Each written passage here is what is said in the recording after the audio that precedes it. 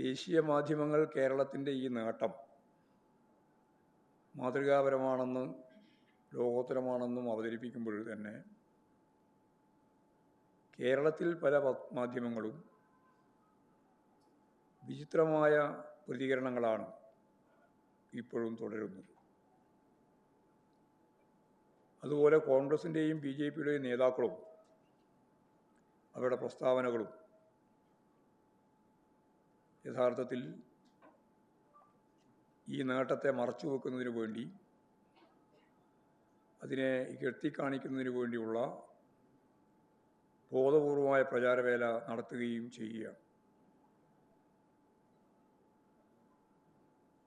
BJP നേതാവ്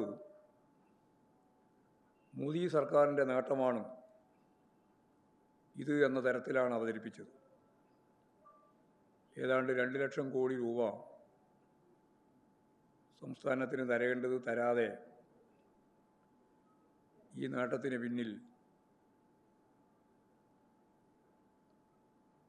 BJPയുടെ കേന്ദ്ര ഗവൺമെൻറ്റാണ് എന്ന അവകാശവാദം ഉന്നയിക്കുന്നത്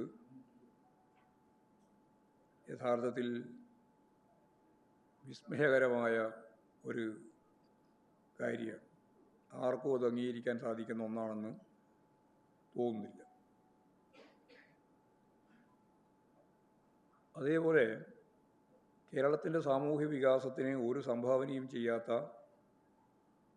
സംഘപരിവാർ വിഭാഗമാണ്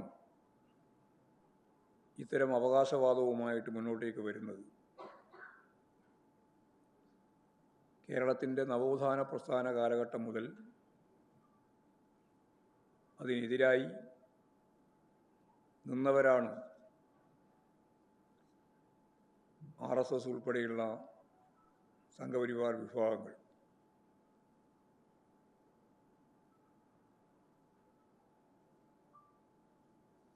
പിന്നെ തിരഞ്ഞെടുപ്പിൻ്റെ ഭാഗമായിട്ടുള്ള ഒരു ഇടപെടലാണ് ഇതെന്നാണ് ചിലർ പ്രചരിപ്പിക്കുന്നത്. കഴിഞ്ഞ നിയമസഭാ തിരഞ്ഞെടുപ്പിൻ്റെ ഘട്ടത്തിൽ ജനങ്ങൾക്ക് നൽകിയിട്ടുള്ള ഒരു വാഗ്ദാനം കൂടിയായിരുന്നു ഇത്തരത്തിലുള്ള ഒരു നിലപാടിലൂടെ ഇടതുപക്ഷ ജനാധിപത്യ മുന്നണിയും ഗവൺമെൻറ്റും നിർവഹിച്ചത്. അത് പ്രാവർത്തികമാക്കാനായി എന്നുള്ളതാണ് ഏറ്റവും പ്രധാനപ്പെട്ട നേട്ടം. ദീർഘവീക്ഷണത്തോടുകൂടിയുള്ള ഇടപെടലാണ് ഇതിന് കാരണമായി തീർന്നത് എന്ന് കഴിഞ്ഞ പ്രാവശ്യം തന്നെ ഞാൻ ചൂണ്ടിക്കാണിച്ചതാണ്. കേരളത്തിൻ്റെ സാമൂഹ്യ സവിശേഷതകളെ പഠിച്ച് ക്രിയാത്മകമായി നടത്തിയ ഇടപെടലിൻ്റെ രീതിയെ അംഗീകരിക്കാൻ കഴിയാത്തവരാണ് ഇത്തരത്തിലുള്ള തെറ്റായ നിലപാടുകൾ അവതരിപ്പിച്ച് രക്ഷപ്പെടാൻ ശ്രമിക്കുന്നത്.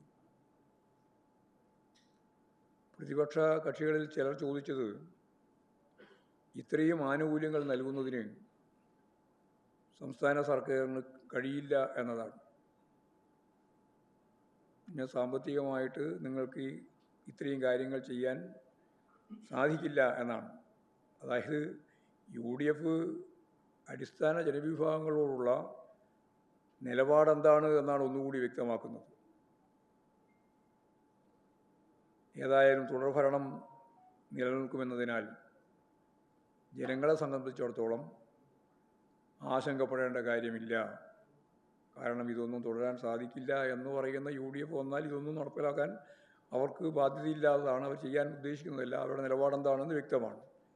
പക്ഷേ തുടർ ഗവൺമെൻറ് വരും കേരളത്തിൽ എന്നുള്ളതുകൊണ്ട് ആശങ്കപ്പെടേണ്ട ഒരു കാര്യവും കേരളത്തിലെ ജനങ്ങളെ സംബന്ധിച്ചിടത്തോളം ഇല്ല എന്ന കാര്യം ഞാനിവിടെ ചൂണ്ടിക്കാണിക്കുകയാണ്.